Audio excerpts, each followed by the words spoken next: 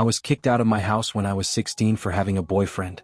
Now my mom wants me to give my house to my sister who tried to break in with a crowbar. I was only 16 when my mother, Cheryl, kicked me out of the house. No warning, no quiet sit-down conversation, just one long venom-laced argument that ended with her screaming at me to pack my things and get out. And the reason? It wasn't drugs or drinking or stealing, nothing that would make sense to anyone with even a shred of compassion. It was because I had a boyfriend. That was it.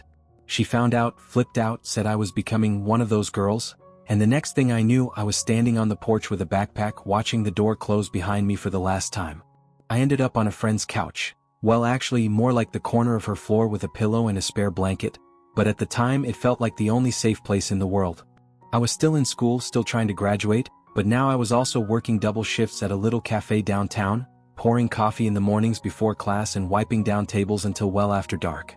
I'd leave my friend's place while it was still dark out, rush through school running on barely any sleep, then head straight to work with homework crammed into my apron pocket.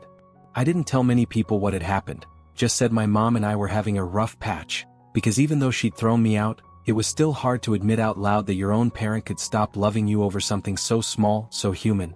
Every day was about survival. Every decision was a calculation. How long I could go without eating to make my paycheck stretch, how to avoid questions from teachers when I nodded off in class, how to keep moving when all I wanted was to stop and cry. But I kept going. I had no other choice. I survived without any help, without anyone to fall back on, without a safety net to catch me if I slipped. I worked during the day, often taking whatever shifts were available, cafes, retail, odd jobs that barely paid, but I took them all because I had no other choice. Then at night, when the world got quiet and most people were winding down, I'd sit down with my books and study, sometimes in the back corner of a library, sometimes at the kitchen table of whatever borrowed space I was staying in. I didn't have a bedroom or a desk or even a door to close behind me for most of those years, but I had this fire inside me that wouldn't go out, no matter how hard life tried to smother it. And somehow, slowly I made it through. I graduated from high school, then clawed my way into college through scholarships and sheer persistence, often juggling multiple jobs just to afford textbooks and meals. I chose finance not because it was glamorous but because it felt solid, like something I could build a future on. And over time, piece by piece, I started to build a life that no longer looked like survival. I found a job at a small but reputable firm, and from there I worked my way up.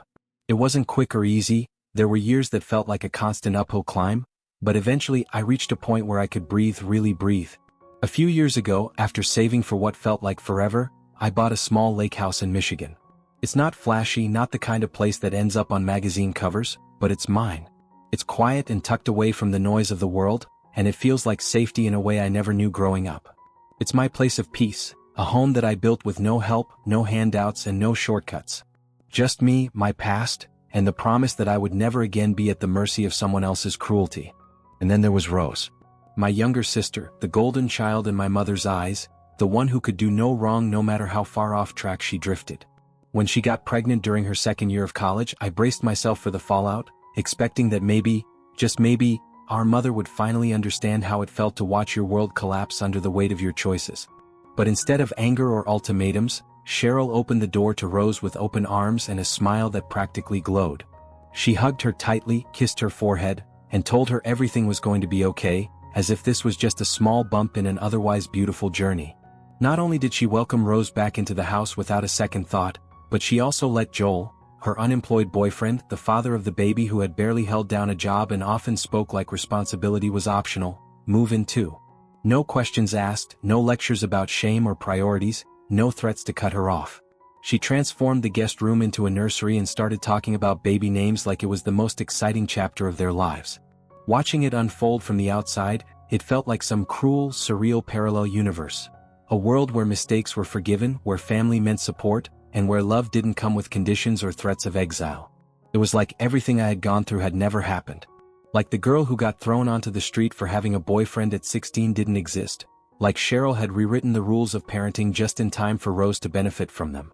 And as much as I wanted to be happy for my sister, to believe that maybe things had changed, I couldn't help but feel that familiar sting, that sharp reminder that in our family love was never given equally. My mom finances everything for them, every last thing. She covers their housing, pays their rent when they fall behind, stocks the fridge with groceries, pays the utility bills without question, and even picks up the tab for Rose's prenatal care and Joel's prescriptions. It's like she's built them a safety net so thick that they never even have to glance down, never have to feel the weight of consequence or urgency. Meanwhile, I've spent my entire adult life pulling myself up by sheer will, budgeting every dollar, skipping meals in college so I could afford to print out assignments, and building a life where nothing was handed to me and everything I have is because I fought tooth and nail for it. And yet, every time I visit, on holidays out of obligation more than desire, it's the same script. Rose is showered in praise. My mother goes on and on about how strong she is for going through pregnancy, how sweet Joel is for trying to find work, how excited she is to be a grandmother. The house is full of baby gifts and warmth, and in the middle of it, I sit quietly while they talk as if I'm a distant relative they're trying to be polite to. They don't ask about my career. They don't mention the house I bought, the promotion I earned, the degrees I paid for on my own. All the years I spent surviving without their help, all the sacrifices and victories, I could scream them into the walls and it still wouldn't register. It's not that I want a medal. I don't need fanfare. But it's the silence, the deliberate way they skip over my life as if it's less impressive simply because it didn't come with a grandchild or a sob story they could swoop in and rescue. Everything has been given to Rose, and nothing has ever been given to me. And the longer I sit at that table, the more I realize how invisible I've become in a family that never knew how to see me in the first place. It was a quiet morning, the kind I had come to cherish, the kind that made all the years of struggle feel worth it. Just me, the stillness of the lake, and a warm cup of coffee in my hands as the sun slowly climbed over the water. That silence, that peace felt like something sacred. Then my phone rang and I saw Cheryl's name flash across the screen. I hesitated for a moment before answering, already bracing myself for whatever new drama she might have decided was mine to fix. Her voice was unusually chipper, almost rehearsed, like she was delivering good news she expected to be met with applause. "Rose and Joel are getting married," she said, and I congratulated her, polite but distant, waiting for the catch. And then it came, without even a pause. "You have to give them your house," she said, as casually as if she were asking me to bring a pie to a cookout. I sat there frozen, the warmth of the coffee forgotten in my hands, blinking into the phone like I'd misheard her. "Excuse me?" I asked, thinking she must be joking. But she wasn't. "It's just sitting there," she continued. "You don't even have a family. They need a place to raise the baby." For a second, I honestly didn't know if I should laugh or scream. She wasn't asking. She was telling me, expecting me to hand over the only real piece of stability I had ever earned, the home I had worked years to afford, the sanctuary I built from nothing, just because her favorite child had decided to settle down and wanted a shortcut. The entitlement, the complete disregard for what that house meant to me, for everything I had done to build a life on my own terms, was staggering. I sat there in stunned silence as my mother waited for my response, clearly believing this demand was not only reasonable but inevitable. And in that moment, I realized something even more bitter than her words. She had never seen it as mine to begin with. When I didn't immediately agree to her absurd request, my mother's voice shifted from fake cheer to sharp accusation, and she called me selfish, like I was committing some kind of betrayal by not handing over the home I had poured my soul into. She said I should help my family, that this was my chance to do something meaningful for Rose and the baby, that they needed stability more than I did. I couldn't even believe what I was hearing, but I stayed calm, even as my heart pounded in my chest, and I reminded her of how she had kicked me out when I was just 16 years old, how I had been left to figure out survival on my own without so much as a blanket or a kind word. And then, without hesitation or even the slightest flicker of regret, she said, "That was different. It was your fault. My fault." As if loving someone at 16 justified being abandoned. As if everything I endured afterward, sleeping on floors, working until I could barely stand, fighting for an education she never helped me achieve, was something I had deserved. Her words didn't just hurt. They sliced through years of silent hoping that maybe one day she'd finally see me for who I had become instead of the narrative she had written in her head. But instead she made it clear, I was still the disposable daughter. The one who could be sacrificed without guilt. The one whose pain never quite registered as real.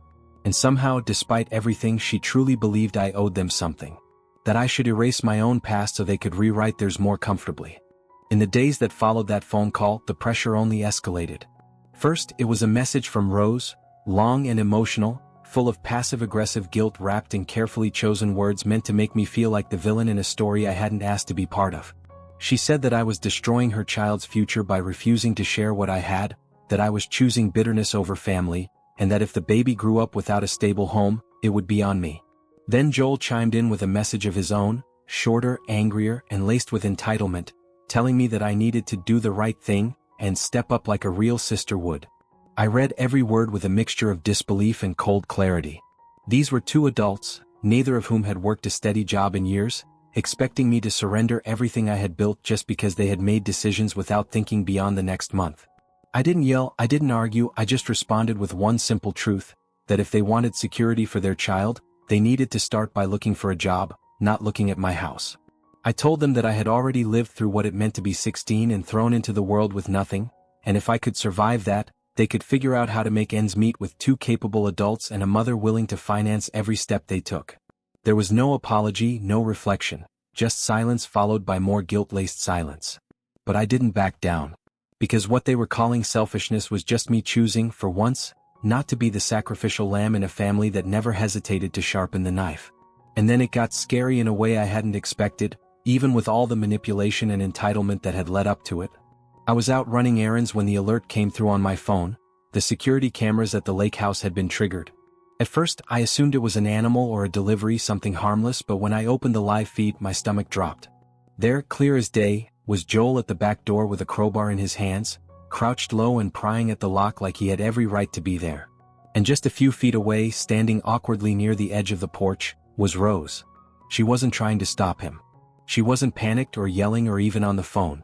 She was just watching, standing guard. For a moment, I was too stunned to move. These were people I had grown up with, family by blood, people who had once shared a dinner table and childhood stories with me, and now they were trying to break into my home. My sanctuary.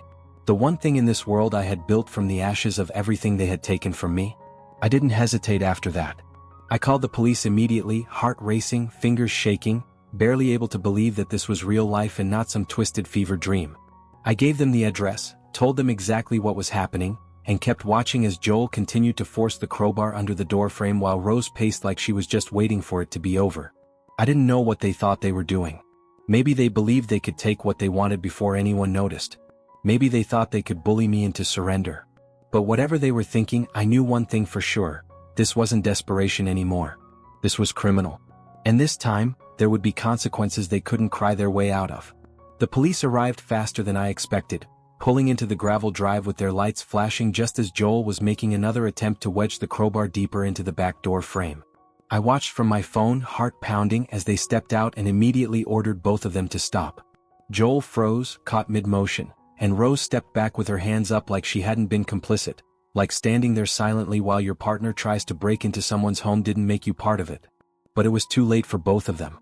They were arrested right there on the spot, Joel for attempted break-in and Rose as an accomplice. No room left for explanations or fake tears.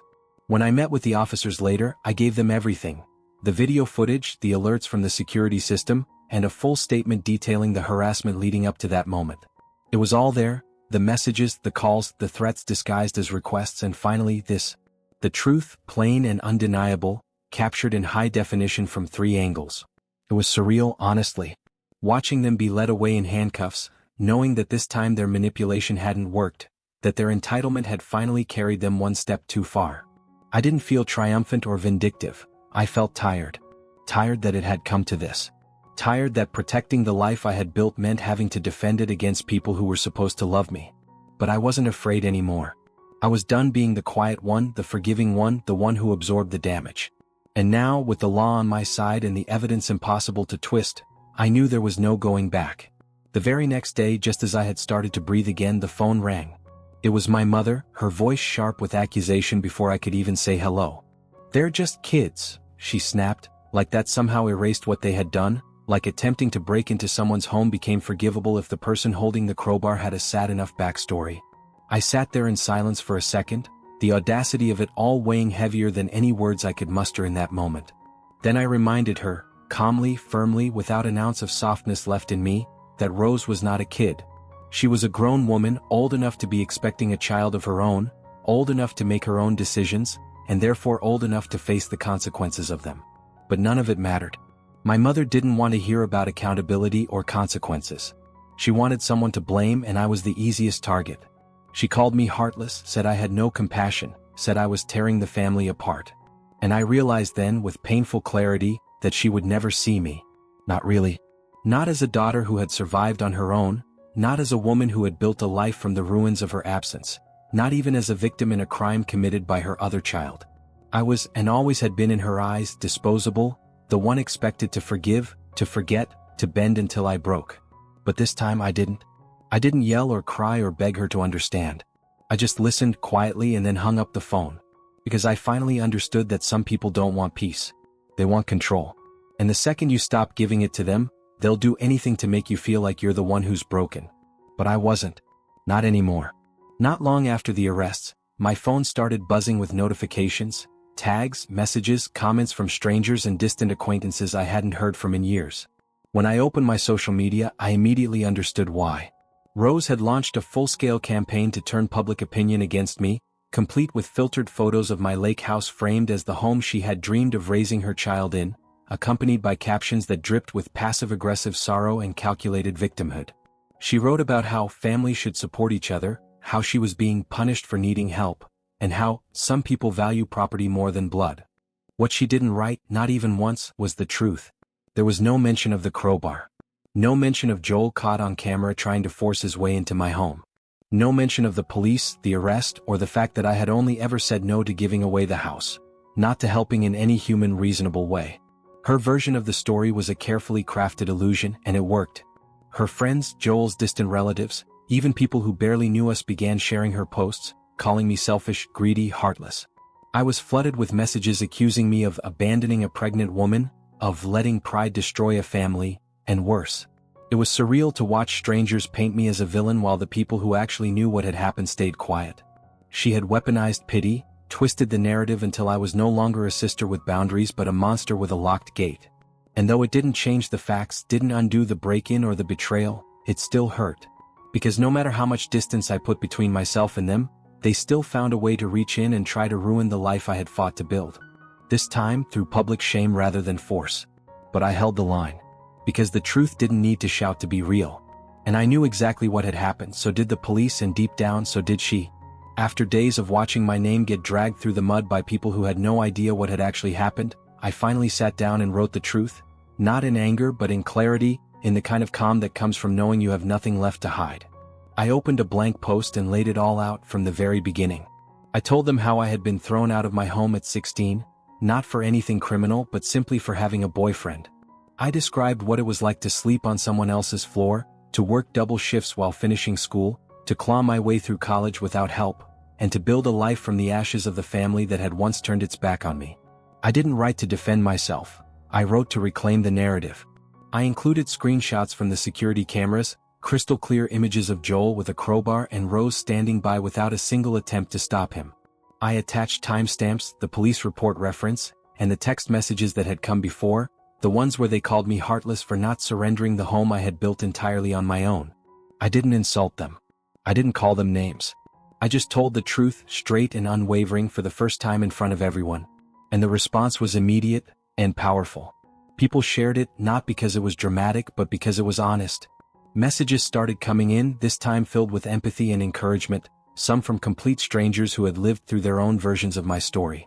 Friends who had stayed silent before finally reached out, telling me they were sorry they hadn't spoken up sooner, that they hadn't known the full extent of what I had been through. For the first time, the silence that had followed me for so many years was broken, not by outrage but by understanding. I didn't post for revenge. I posted because my story had been twisted long enough. And when the truth was finally out in the open, I felt something I hadn't felt in a long time, not vindication but peace. Real, earned, undeniable peace. The backlash from Rose came quickly, louder and more chaotic than ever. Within hours of my post gaining traction, she sent a string of furious messages.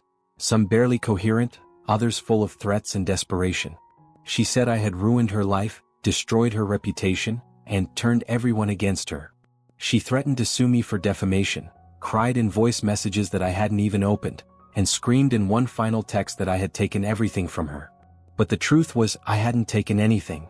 She had handed it away piece by piece, burned every bridge she stepped on, and still somehow believed that she could walk away clean. I didn't argue. I didn't scream back. I simply responded with the truth she still didn't want to hear. I told her that everything that had happened was a result of her own choices. No one forced her to lie. No one made her try to manipulate, to trespass, to steal. I reminded her that she had every opportunity to ask for help like an adult, to take responsibility, to grow.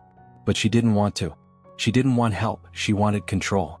And when she couldn't get it, she chose destruction instead. Her anger didn't move me this time.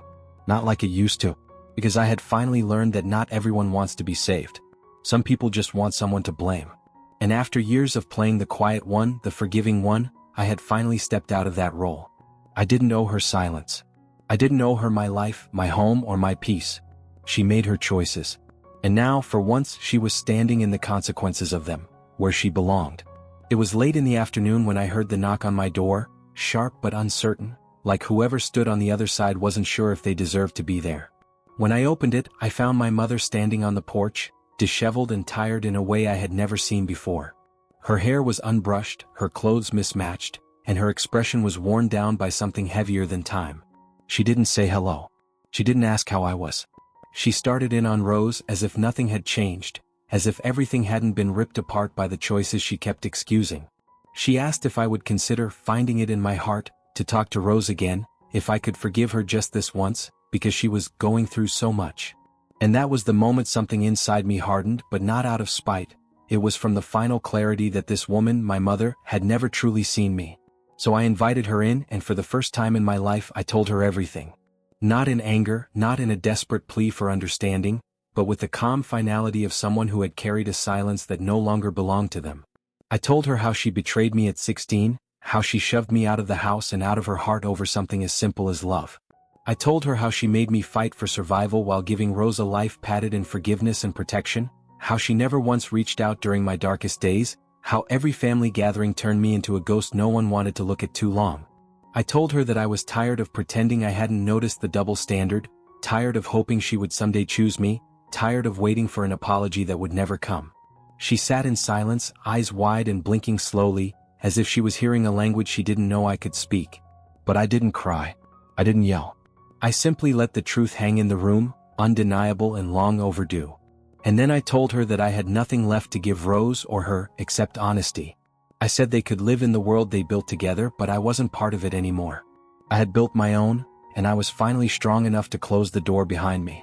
That day, as the sky turned dusky over the lake and the air grew heavy with the weight of everything unspoken, I looked my mother in the eyes and said the words that had been building in me for years. I told her that I had reached my limit, not just with Rose but with all of it.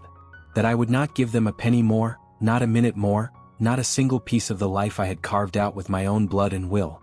I said I was done being the daughter they called only to blame, only to use, only to take from until there was nothing left but guilt and silence. I told her that if they wanted to keep living in the world where I owed them something, they could do it, but they'd do it without me. And when she left, when the door closed behind her with that soft, final click, I didn't cry. I didn't feel regret or doubt or fear. I felt light. I felt peace. The kind of peace that doesn't come from forgiveness but from release. The kind that settles deep in your chest when you finally stop waiting for people to be who they never were. Now I live quietly and fully in the home I earned, surrounded by still water, tall trees, and not a single voice telling me I'm not enough. I live without the noise of their expectations, without the weight of being the outsider, the scapegoat, the girl they left behind. I am no longer their daughter, not in the way they once defined it. I am simply me, whole, unashamed, and finally entirely free.